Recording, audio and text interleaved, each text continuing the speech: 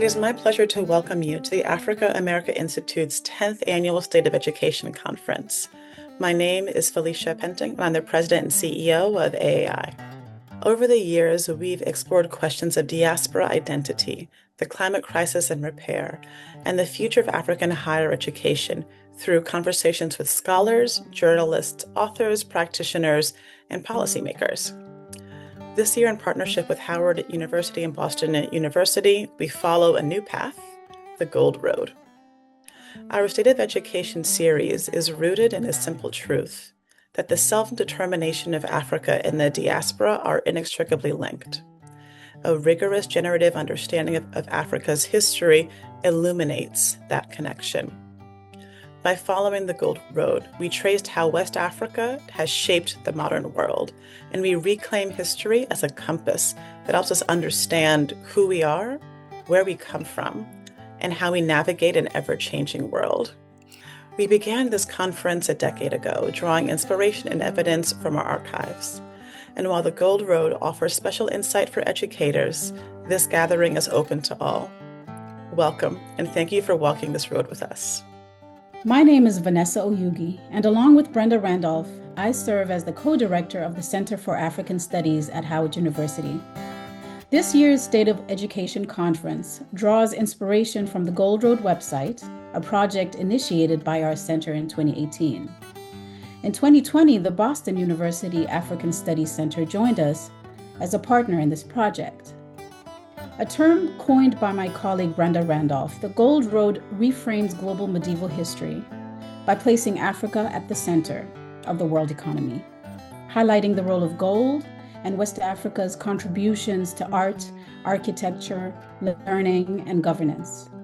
The Gold Road concept invites us to examine medieval West Africa through a broad lens, one that expands the familiar historical narrative of salt for gold trade to include other vital resources. And it also highlights significant historical players in addition to the one that we typically talk about, Mansa Musa. The Gold Road offers a much-needed corrective to humanities curricula that traditionally spotlight the Silk Road while overlooking Africa's pivotal role in the same global processes and time periods. It challenges us to rethink what we teach, how we teach, and whose stories we elevate. It's a pleasure to welcome you to today's State of Education on Africa conference. My name is Elsa Vie, and I lead the Boston University African Studies Center Education Outreach Program. We are one of the collaborating institutions on this important series hosted by the Africa America Institute. The Boston University African Studies Center has for decades promoted knowledge about Africa in K-12 schools and in higher education across the U.S. with the motto, Education about Africa for Everyone. We develop curricula, support educators with professional development, and many more resources that contribute to the expansion of knowledge about Africa. Our mission directly supports the goals of the Africa America Institute's State of Education Conference with this year's theme, Following the Gold Road. This theme is crucial in a larger project of building knowledge about the pre-colonial history of powerful African societies, their central role in world history, and their astounding legacies, knowledge that has been historically distorted in educational spaces or omitted altogether. We know that we are living in a time where politically driven policies are restricting this history. So, we are pleased to go the other direction and offer Following the Gold Road series to you today.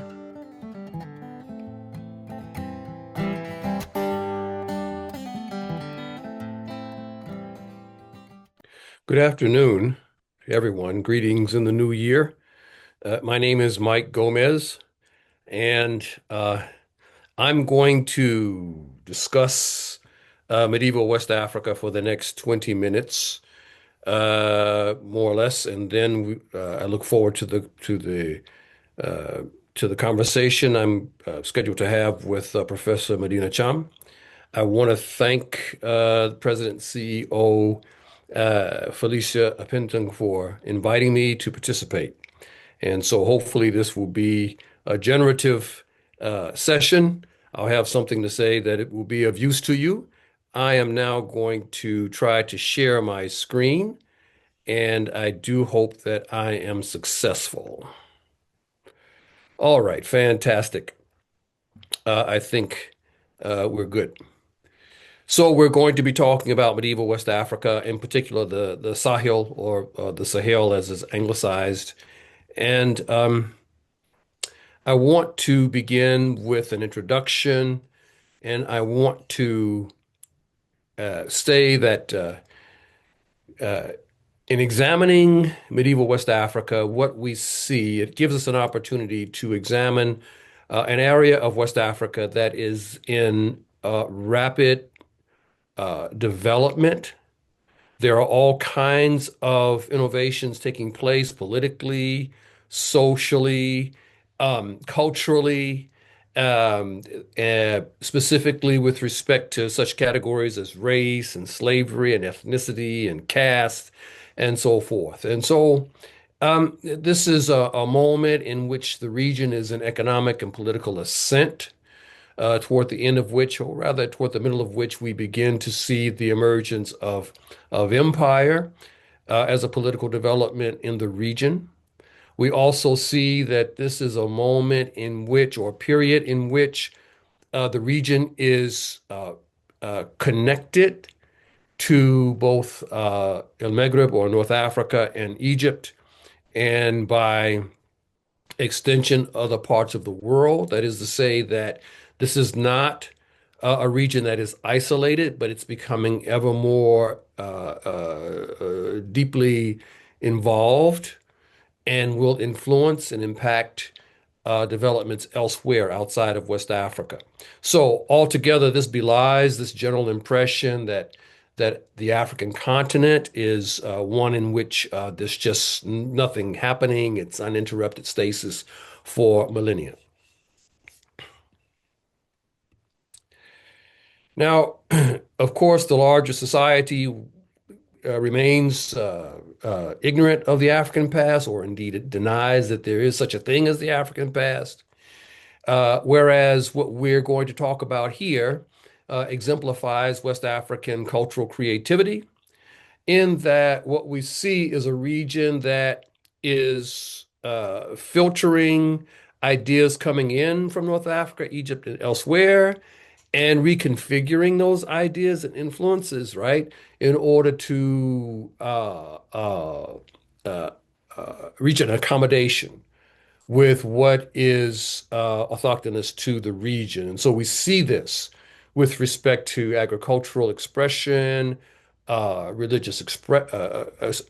agricultural developments, religious expression, and even systems of governance.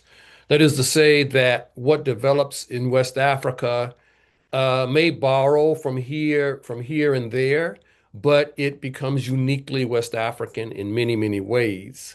It also is a period that demonstrates the ways in which indigenous knowledge will be paired with the approach to knowledge from outside. Yeah, and we'll have an opportunity to talk about that. But in particular, the knowledge is approached by way of orality as well as as writing, and these things come together in a very interesting and productive way. As I've said, the region is in substantial commercial and cultural contact with global currents. And so it deserves and merits a prominent place in the discussion of world history. And I want to emphasize that because all too often, Africa does not enter the pages of world history until we get to the colonial era. And this is very misleading and something that we need to push back against. So finally, with respect to why is all of this important? In my view, what's happening in West Africa during the medieval period offers a paradigm, a way forward as to how um, political and economic circumstances in the continent and in the region as they exist today might be addressed in a way that allows for the region and the continent to flourish and to protect its interests. And so hopefully in the Q&A with Professor Chum, we'll have opportunity to discuss that. So I'm going to march through over 1,000 years of history within the next few minutes. So bear with me.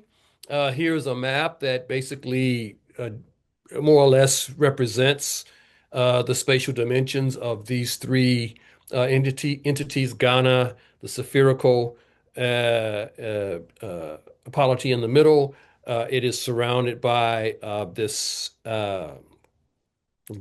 bluish greenish configuration, which represents the Mali Empire, and then Songhai, this golden representation. I want you to note that Songhai reaches well into the Sahara Desert at its apex, and we'll touch on that as we move forward.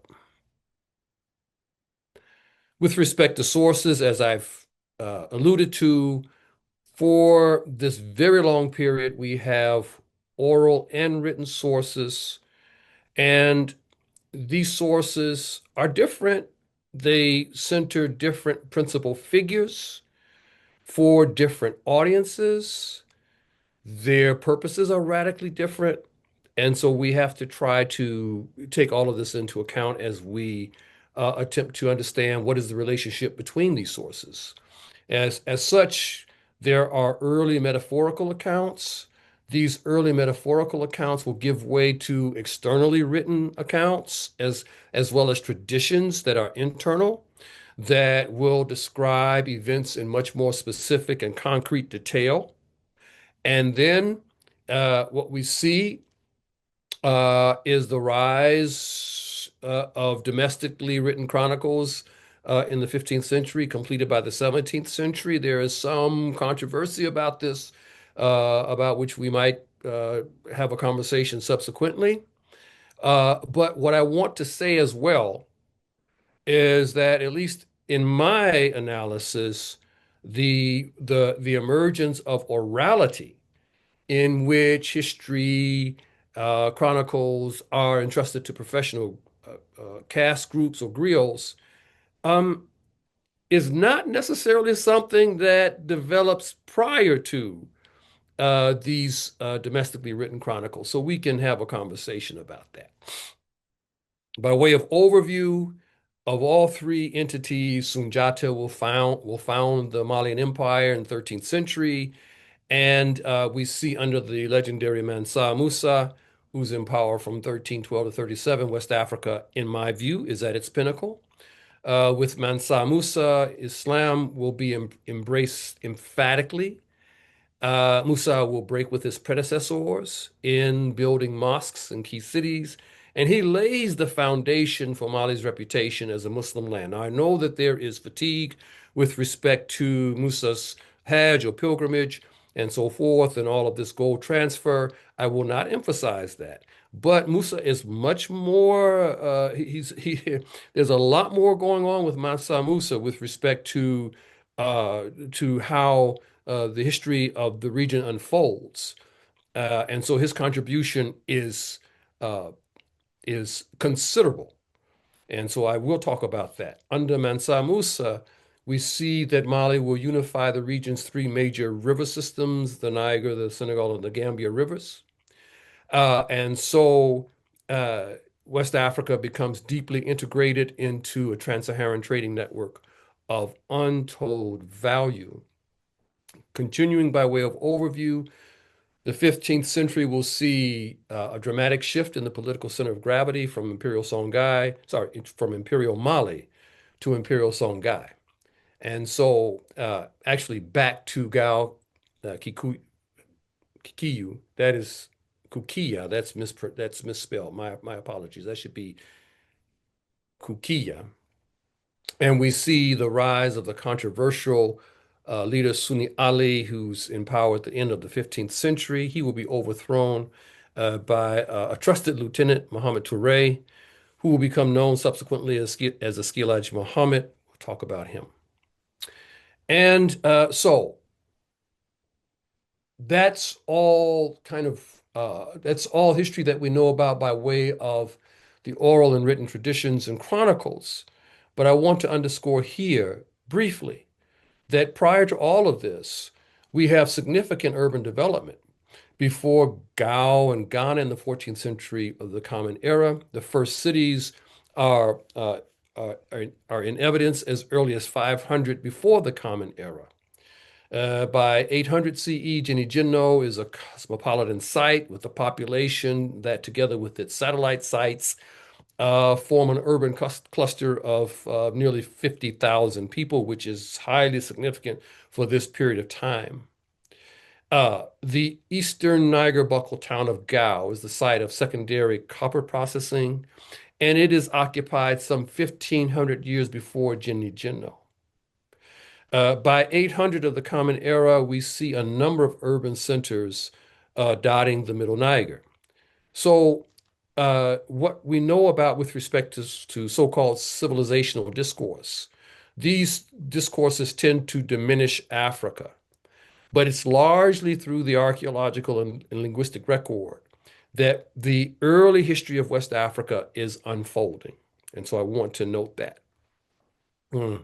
So, as far as I'm concerned, we really need to begin this conversation with Gao on the Eastern Buckle, El Yaqubi, who writes in 872-73 that the kingdom of the Cao, which is a Tuareg term for Gao, is the greatest of the realms of the Sudan, the most important and powerful. All the kingdoms obey its king. El Yaqubi will be followed by sources such as El Masudi, El Mekri, and so forth in the following 2 centuries. And El Idrisi in 1154 will write that Gao is large and widely famed. So Gao emerges as a city-state uh, projecting power and influence. And here you see Gao is on the eastern buckle, and here Kukia is properly spelled. This is the eastern buckle, and we need to understand Gao Kukia as a continuum, as they will function in tandem. Here is a representation of Gao on the Niger, a picture of it. And so here we move into what I contend should be references to the kingdoms of Ghana as opposed to a single one. We see here, this is the result of substantial migrations and interactions between Sahelian and Saharan communities. In contrast to early Gao, the early kingdom of Ghana is connected to the growing importance of Islam, but it is not initially Muslim-led. But Reform Islam's steady growth will significantly alter the region.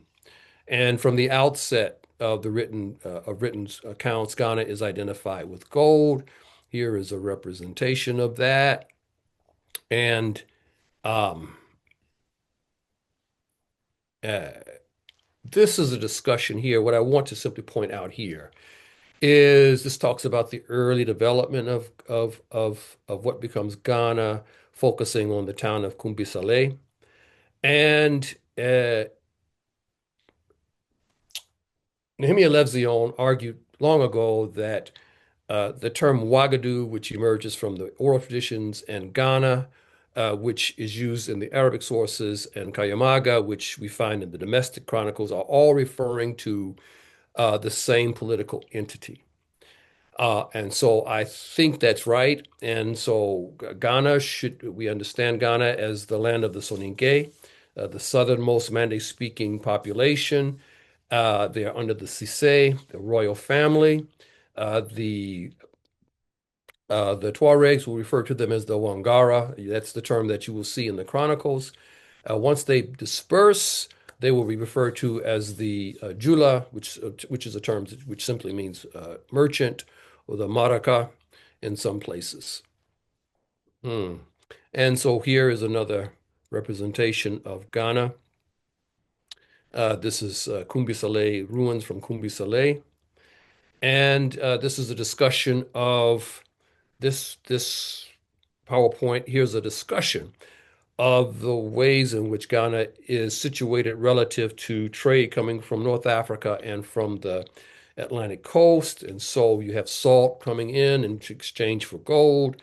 And what I find interesting here is that El Bekri talks about Tunka Basi. It says that he led a praiseworthy life on account of his love of justice and the friendship for the Muslims. So this is a non-Muslim ruler, but what it evidences is a kind of accommodation between non-Muslims and non-Muslims with respect to so for the purpose of promoting commerce and so forth. And clearly, this was a moment in which Ghana could had considerable power, could field all of these people, and here, so Ghana will. hmm, it will go into decline. There is an argument that, in fact, in the 11th century, it is defeated by the Almoravids. I'm not so sure about that, but perhaps that's true. There is an oral tradition which maintains that a young suitor of a maiden will kill a royal snake, bidda, a very interesting term, and that by killing it, as it dies, it curses Wagadu. Its severed head rolls and lands in Bure, which becomes a new source of gold. So this is representative of how the early state of Ghana goes into decline, but it rises again because uh, by the 14th century it features as a tributary state to the Empire of Mali.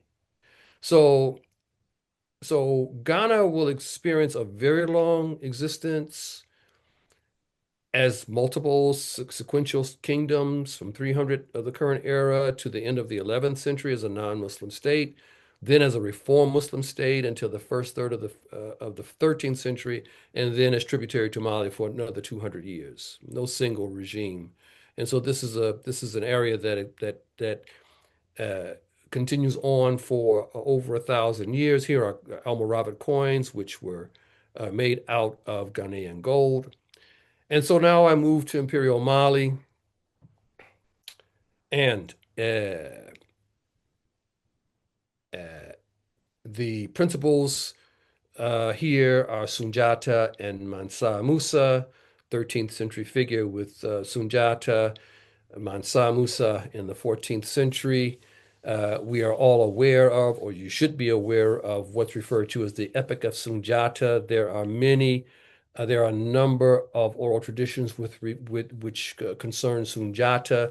I read these traditions as constituting a political charter in which the various royal clans, their relative positions within this empire, all worked out by way of this charter, which ones rise, which ones fall.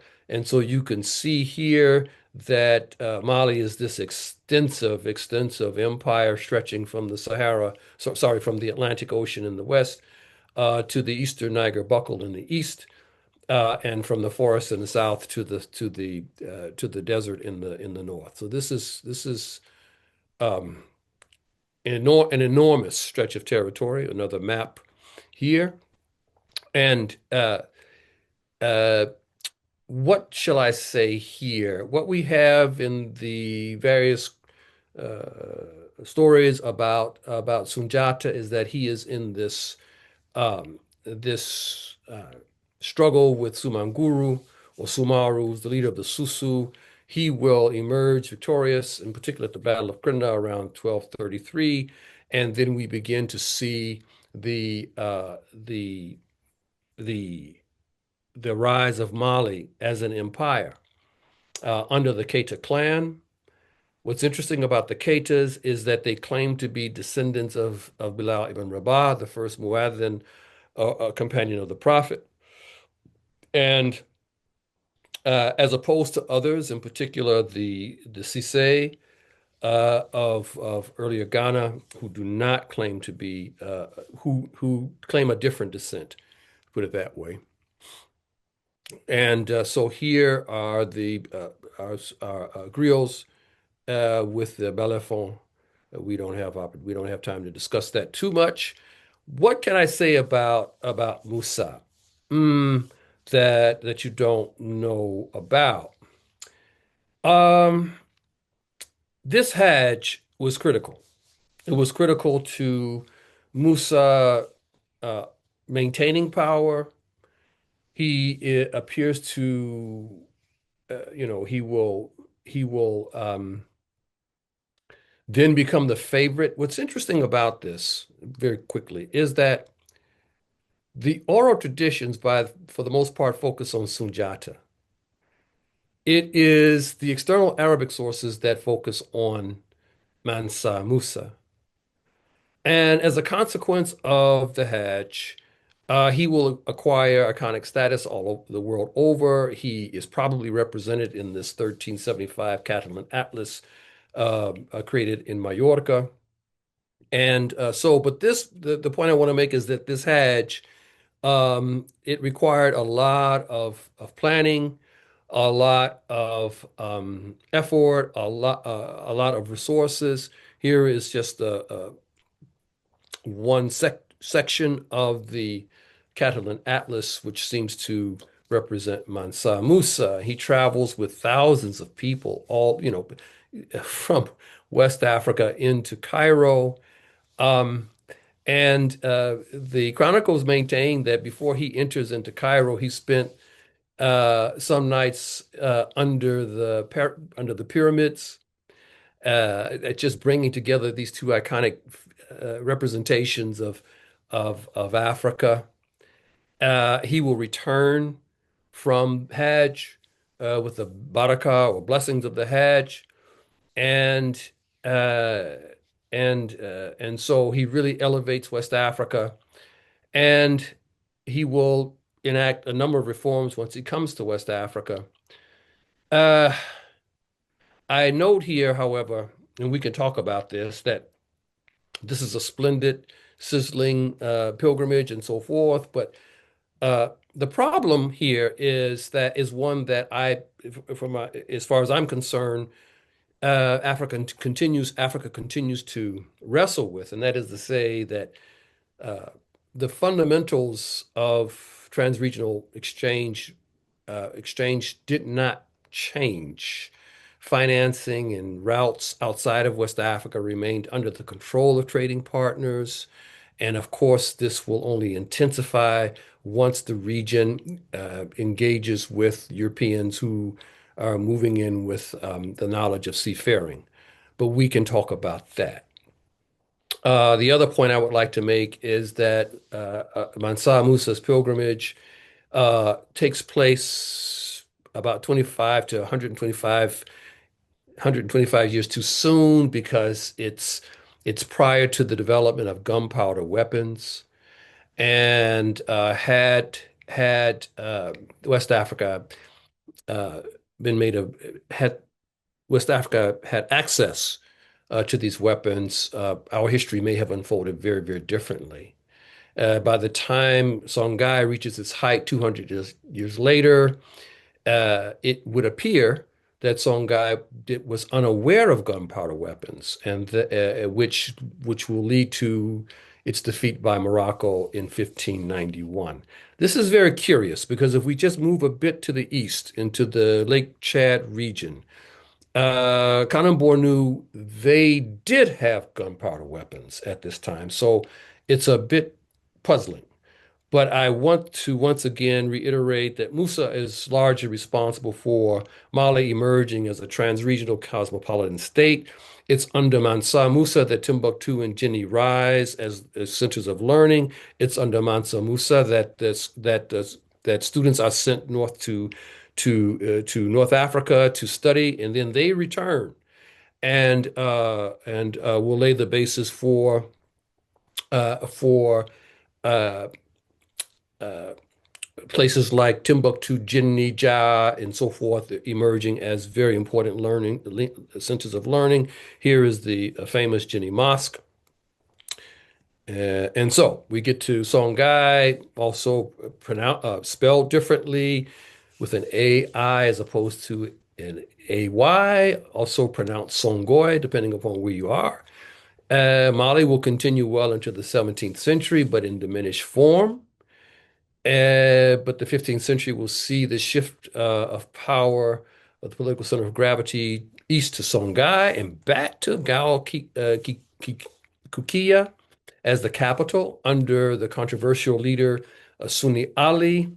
Controversial for many, many reasons. He will be overthrown by Muhammad Touré, who enters into a conspiracy with Timbuktu elites. They overthrow the Sunni dynasty. And so, like Imperial Mali, the history of Imperial Songhai also hinges on these outside personalities, Sunni Ali, Eskil Muhammad, Eskil Dawood. And under Eskil Muhammad, West Africa reaches its height of cultural efflorescence, political imagination. It's a very interesting person, Elhaj Muhammad, because what he seeks to do is to create a heterogeneous society in which allegiance to the state supersedes and transcends loyalties to clan and culture. And it's during this period that West Africa achieves its distinction, its intellectual, academic distinction with Timbuktu and Jinni. And here you see that Songhai reaches well into the desert and for a period of time will control the salt, the salt.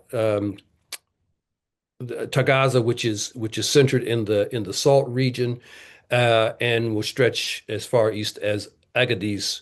So it's a different formation. And what can we say here?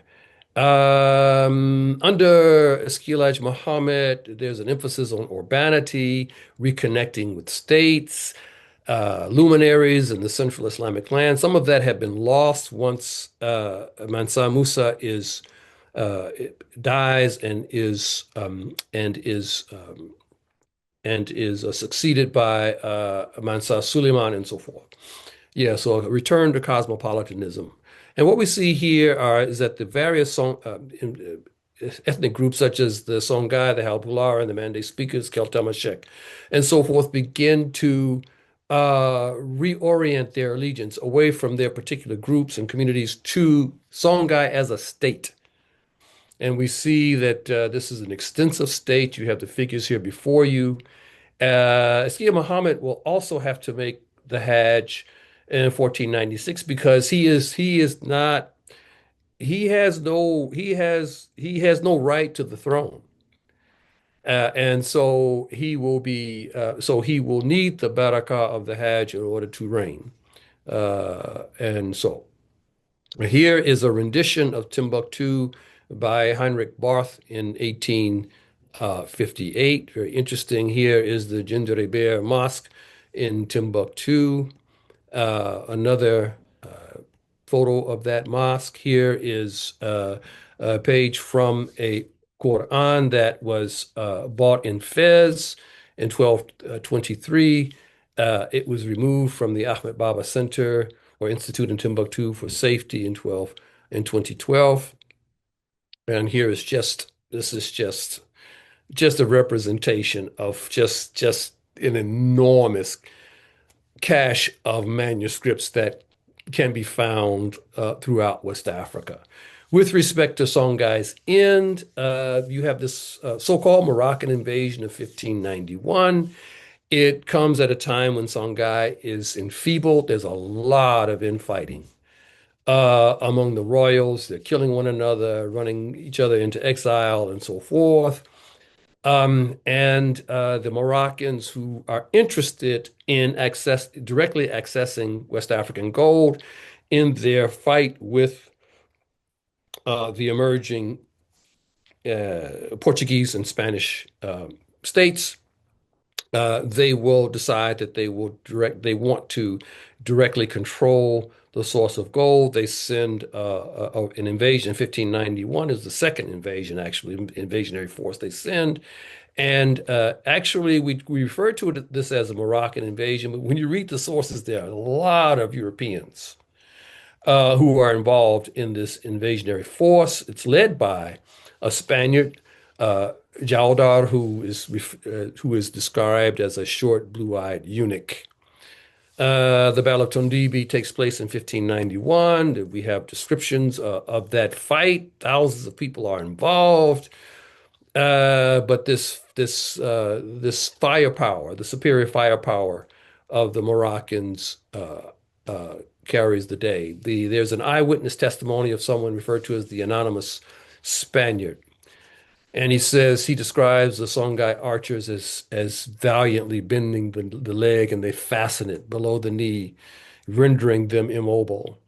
So they remain in place against this onslaught, but of course this musketry is just too much for them, and it overwhelms them. Songhai soldiers sat on their shields rather than retreat. They were killed in cold blood. The invasionary force will strip their wrists of their gold bracelets and so forth. So, in my estimate, I come to the end here. Songhai represented West Africa's most powerful region at the time, and the loss of Songhai in 1591 um, leaves leaves a gaping hole in West Africa in its capability. And as we know, this is precisely the time in which West Africa will begin to encounter a very different force along its coast. So that's my presentation. My apologies for, for moving through it so quickly. I wish I had more time, but here we are. Thank you so much.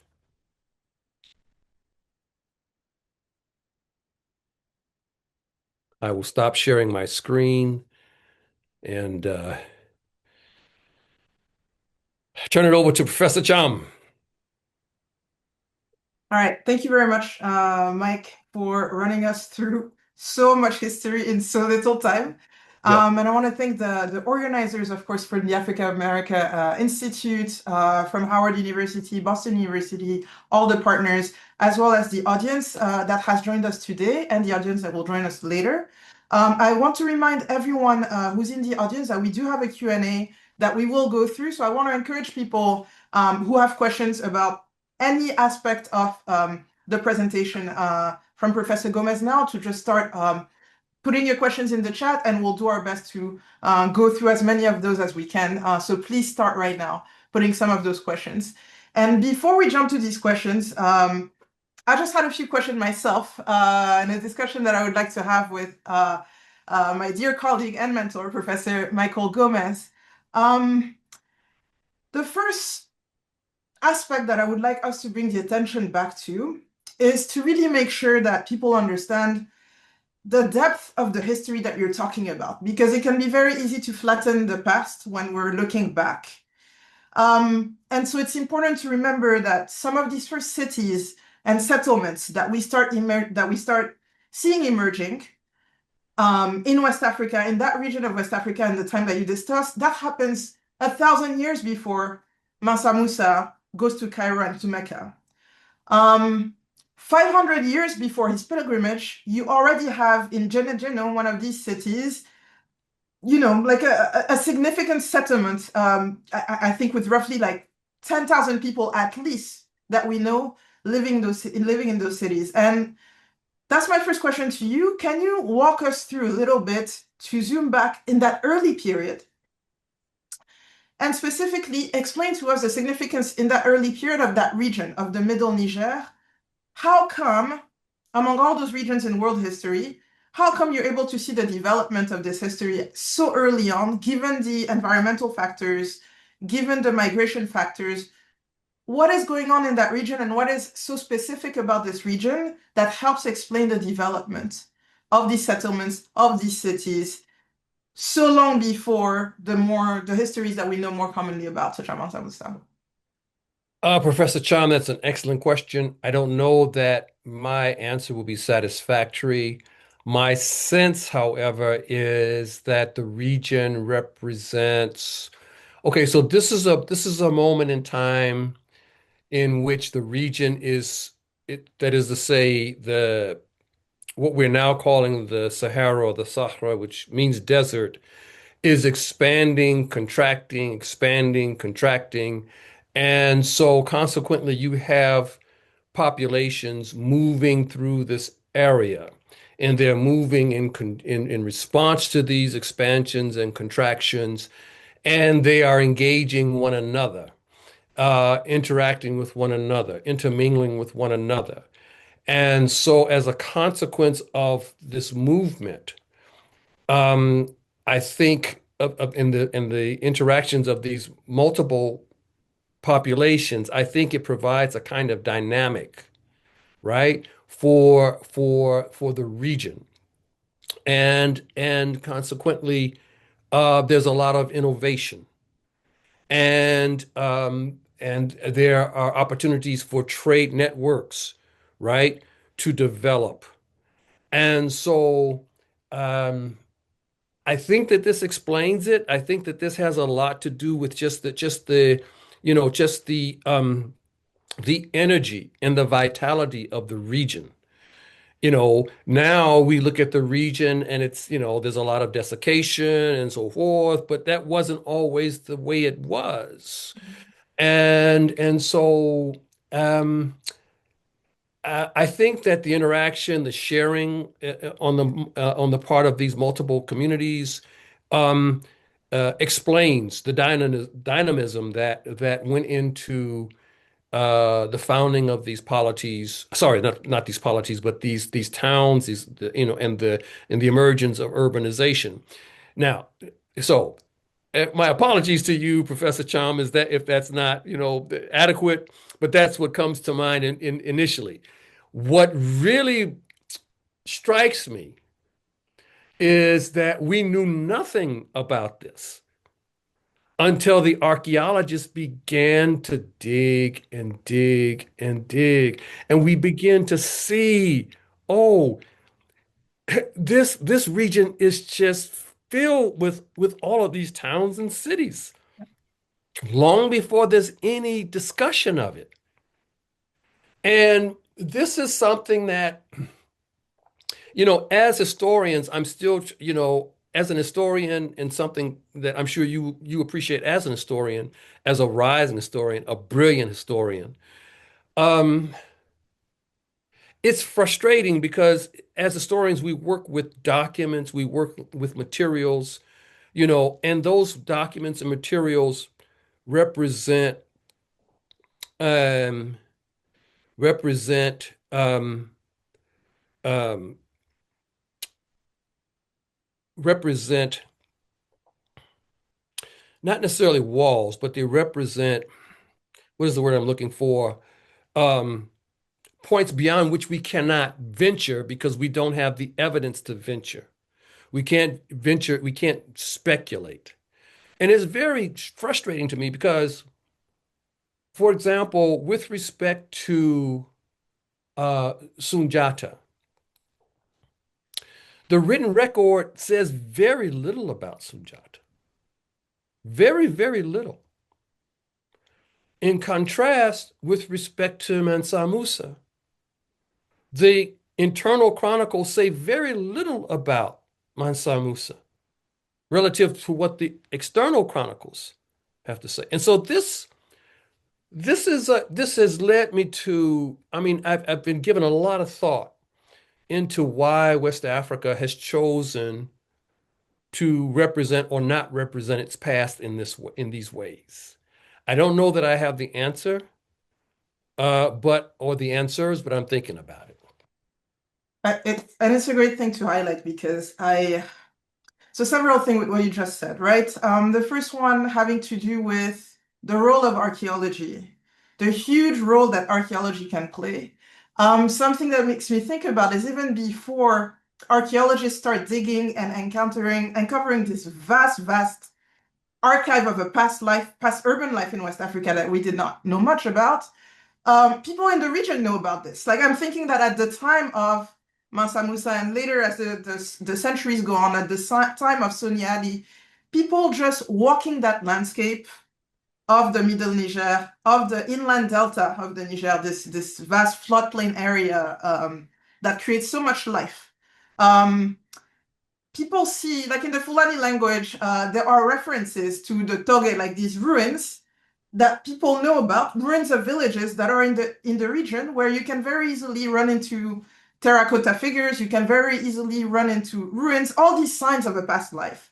And that's yet another representation, I think, going back to what you were just saying, if we try to think with how people from the region saw the past and conceptualize it and experienced it also, literally just being in their environment versus how external actors see the West African past and choose to represent it, we see some discrepancies emerging. And I want to go back briefly before we turn to the Q&A because we have very little time, but I really do find this to be one of the most fascinating aspects of this history indeed is that what the local archive, and in particular one subsegment of that archive in West Africa, is what the griots who are custodians of the history, and I don't mean that to say in a totalizing manner. A custodian can choose what they highlight or what they cannot. They can choose what to, put a veil on, what to hide, and what to promote. And it is indeed true that in Mali, arguably our best historical export today, Mansa Musa, the best known figure from the region outside of Mali, is one that has been completely shut down by the local like the griots and the oral record. And this is something to think about. That a figure that in today's setting and in the diaspora and at a global level can trigger so many discussions, a lot of admiration in many cases, and there's a critical way to look at this. It's very, very important for people to know that as far as the historians of the region in his era who were from his region were concerned, they tried to put a big veil on that history is simply not something they talk about. What does that mean? Did he do something so horrifying that he needed to be taken away from the historical archive? Did he betray what they thought the mission of what his mission should have been? There's many questions that this leaves open, but it's, again, something very important to keep in mind when we look at the sources. The external archive, the record, and the internal record differ in very, very dramatic ways. And so I'm very glad that you highlighted it in your discussion as well. So it's a fascinating facet, when you look at these records, and then you begin to put them into conversation with one another, it becomes really evident, yeah, that the Malians are talking about one thing and the Egyptians are talking about something very, very different. And so it raises all kinds of questions as to, okay, what's really going on here? Yeah.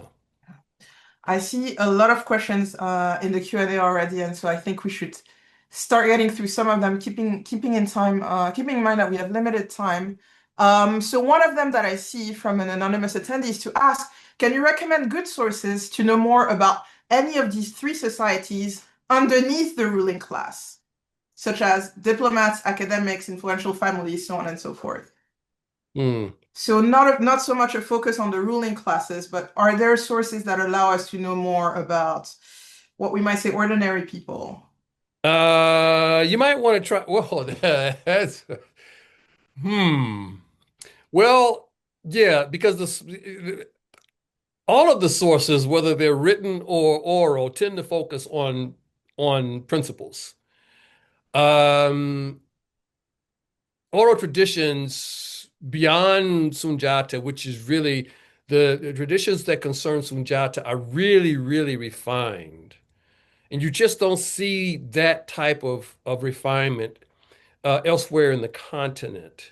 I think I can make that claim. A lot of the oral traditions of which I am aware are concerned with movements of groups of people and so forth, and who got to a place first and so forth and so on. But the level of detail with respect to Sunjata is really amazing. I would maybe start. So if so. There's the anthropological literature in French is very interesting in terms of, engaging with cosmologies and so forth, if people are interested in that. But perhaps in English, one could start with Eliasad's work. Now, this is a work on scholars. He focuses on scholars. What's the name of that book? Well, Eliasad. Yeah. Yeah, and but he looks at the various he looks at the academic community and the religious community in association with the academic community in Timbuktu. And there we get more of a discussion. It gives us more insight into what was going on behind the scenes, behind the political scenes, if you will. That may be a good place to start. Okay, and we'll make sure to add a number of references. I think it should be possible, from what I understand, on the website later on, specific references to resources, I texts, and think so. I think Eliasad's book, I think the name of it is The Social History of Timbuktu. I think that's the name. Yeah, Eliasad. whatnot. All right, the next question I see from Alistair Scott says, Howard French and others make reference to Mansa Musa's uncle, I believe, who is said to have embarked on a sea voyage he didn't return from. Has there been much recent research on this person? So I did anticipate this question was probably going to come up. And my response to this has got me in trouble in some circles. What I will say is that there's not a lot of information about these voyages, two separate voyages that are discussed by Mansa Musa, and he raises this when he's in Cairo. The question is put to him, how did you come to power? And so his response is that, well, there was a prior ruler who decided that he would put together this, not an armada, but this fleet of vessels, and they would sail west to see what was out there. They never returned. And then, his successor tried it, and only one person came back from that voyage and talked about this river in the middle of the Atlantic Ocean that cut them off and so forth. And um so that's what we know. There's no there's no other discussion about this as far as I'm aware. And if there is more discussion about it, I'd really like information about that. My assessment is that the voyages probably were attempted. And because of primarily because of this account of this person who comes back and talks about encountering this current, the Canary Current, which is far out in the Atlantic Ocean. So it suggests to me that in fact they did meet that current. What happens to these vessels? It's unclear. A lot of speculation as to, whether, well, these West Africans reached the New World it's speculation. I think that as far as I'm concerned, so it's this unsatisfactory response for some. But I work with evidence. I work with evidence. But what I would say as well is that the technology that West Africans, the naval technology with which West Africans worked at this time, was not unlike the naval technology that the Polynesians employed in navigating the Pacific. And they were very, very successful, yeah, in going from island to island to island to island. The naval craft that they used was very similar to the naval craft that West Africans used at the time. The challenge that West Africans had was that they were trying to cross this huge ocean. Whereas, in the Pacific case, people could move from island to island to island. They did not have these vast, vast distances to cover. All right, the next question, and if that's okay for everyone, because there are a lot of questions, I don't think we'll get through everything, but we might add 10 minutes, because otherwise we're at time currently, to go through some of them. And there is one from our colleague Chambi Chachaide over at Howard University, who is asking a question. It's an important question. Is this golden era that we're speaking of in West Africa primarily attributed, or can it be primarily attributed to Islam and the spread of Islam? If that's the case, doesn't that confer to an extent that this golden rise is not as much about indigeneity as it is about Islam? Or would you not frame it in that way? And I think it's an important question in terms of how we think about that era of West African history and the factors that contributed to it, that probably a lot of questions have. So yes, the role of Islam, and does that or does it not, should that or should it not lead us to nuance the I guess the attributing this to the indigenous capabilities of West Africa at the time. It's an excellent question. My response would be that so Islam is definitely the context. We can't escape that. But the initiatives to to to uh, to promote erudition is taken by the West Africans. You don't have a situation for the most, so you do have a few scholars who come to West Africa. Obviously, you have merchants and so forth and so on.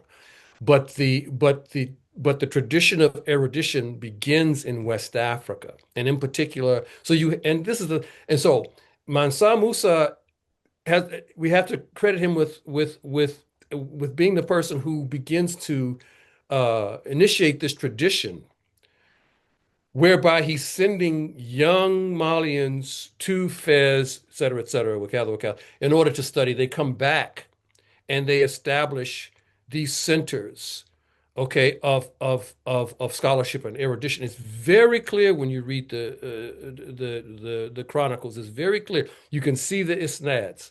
You can follow the chains of where the traditions begin and how they spread. These are West Africans who embrace this type of knowledge, right? They bring it back, they enhance it, they put it into conversation with their own systems of knowledge, which is a very fascinating aspect of all of this. Now, now, let's talk about this with respect to, let's compare it with respect to what happens in El Andalus, or what, and then becomes, which issues into Spain and Portugal. So you have a Muslim presence, which includes West Africans, from 711 to 1492, almost 800 years, which is the basis of an incredible cultural production. Incredible. Okay. These, so the context is Islam, but the pursuit of science, the pursuit of law, the pursuit of history, the pursuit of all of these different, as well as the Islamic sciences, reach a level of refinement, okay, in the Iberian Peninsula. The context is Islam. You can't, that's the context, you know. Um, so this represents, you know, a kind of interaction, between West Africa and the larger Dar al-Islam, the larger Muslim world. But what we see is that the West Africans, now this is, let me be careful about this. There's a West African take on Islam. And you can see it in the architecture. You see the examples of the Jinni Mosque and so forth and so on. That's an artistic expression.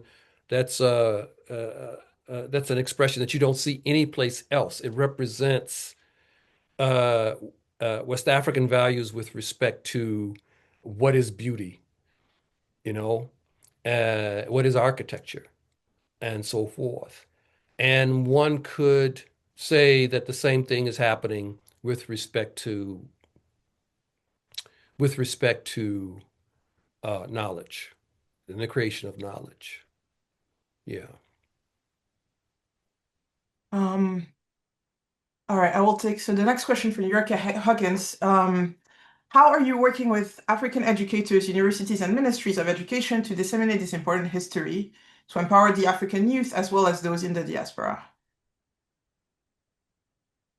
Um, and I'm This is a good question, and my response would be that we publish our work. It goes where it goes. Colleagues elsewhere read this material, and it spreads in that way. Um, Both Professor Cham and I have colleagues at these other universities and so forth, and um, I don't know. I think that more could be done with respect to sharing this knowledge. Yeah. But there's so much to learn on this side of the Atlantic from our colleagues working in West Africa. So pursue uh, we do need to pursue better partnerships, better interactions. It's an important question, and I'm certainly open to pursuing these avenues because we need to have these conversations. These are global conversations that we need to have. Yeah. Yeah, and if I can jump in briefly, because I think it's indeed an important question, and the sharing goes both ways. So there's also been a lot of important scholarship produced out of universities, say in Mali and Senegal, in many other places, by specialists there that does not necessarily, due to questions of translations, due to material questions, and I think that's our responsibility here because we do have access to more of these resources to make sure that this work goes around. I'm thinking about recent publications, even just in Mali, by the late Professor Moussa Sow, who just passed away, but right before he did, produced a brilliant, beautiful work on Ségou and its periphery. Professor Drissa Jakite also just recently passed away, but had written and published two books right before he passed about Sundiata and about that whole era of Mali. And so I'm sharing these examples just to underscore also that there's a lot of work that is being done by West African scholars in West African universities, and that it is, I think something that's important is that it's incumbent upon us rather to make sure that this work is spread, is read, is translated. That's like a very important question that very often limits the circulation of the work. And that's something that we should do as well. And also briefly plug something if other people have not seen, but that's a free resource that everybody can access. So UNESCO, for several decades, published a General History of Africa series that covered many, many parts of the continent's history. The last three volumes have just been published now, and the one that I showed just now is the one edited by Professor Augustin Hall, where you have several contributions. Again, most of them were coordinated and produced by African scholars based on the continents about all aspects, several aspects of this history that we talked about today, as well as all other regions of the continent. And it's available for free. It's a massive online file, but you can download it. And so I really, really encourage people to have a look at this resource as well, this general history with many contributions on different aspects. And it's free and it's available to anyone. And I think that answers one of the other questions as well about next questions I see about looking beyond the West African empires, resources about ancient Africa beyond Egypt and Nubia. Again, I think there's a lot in that UNESCO volume that people can go towards. Now, the next question that I see, probably one of the final two questions that we'll be able to take from Tamas Jerox about the domestic economic systems, considering farming and pastoralist communities. Other than the external trade, what was the sort of material basis of the socioeconomic development, the mode of production in the region at the time?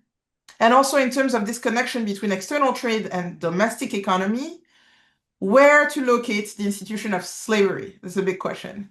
And other forms of domestic labors in that period in the Sahel. Well, these communities they were in concert with one another. You had pastoral communities, the Fulani. You had farming communities. They tended to work in tandem, and uh, I mean that was the material basis for these economies. And there's a lot of work on the the integration of pastoralism and farming in West Africa that you can examine. Um, so that was and then mm, we have glimpses of this, for example, in the Chronicles that tangentially talk about the material basis of life in these areas, may make passing references to farming and so forth.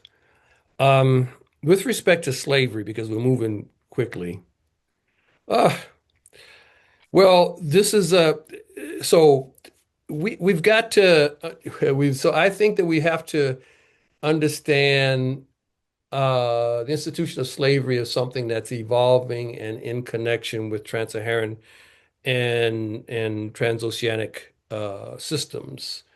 Uh, Stated differently, um, the the the expansion, the infiltration of trans-Saharan demand and transatlantic demand will begin to impact and affect uh, internal systems of servile labor or other forms of labor.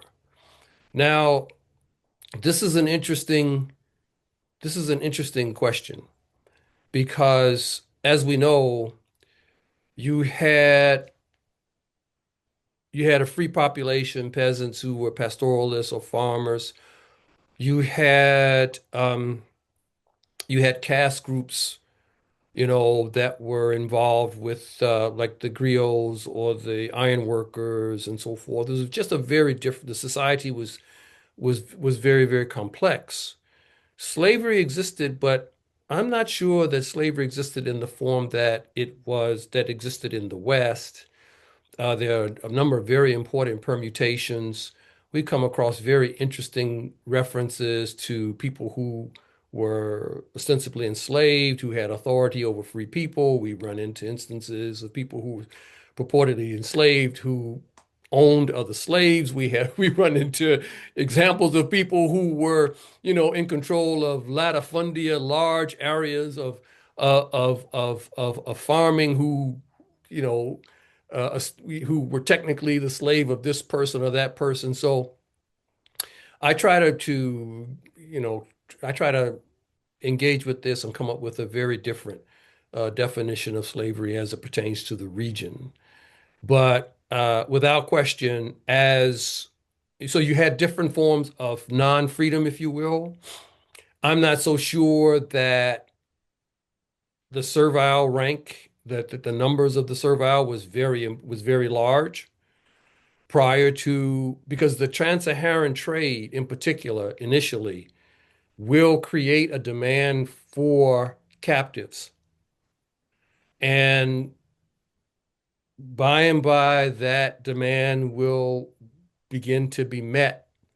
And that will set into motion all kinds of questions, in particular, the question of who is liable, who is susceptible to being captured. And so uh, uh, it unleashes very destructive forces within the region. All right. Thank you very much, Professor Gomez. I see many questions, but I also see that we've run 15 minutes over time. And so we should probably round up.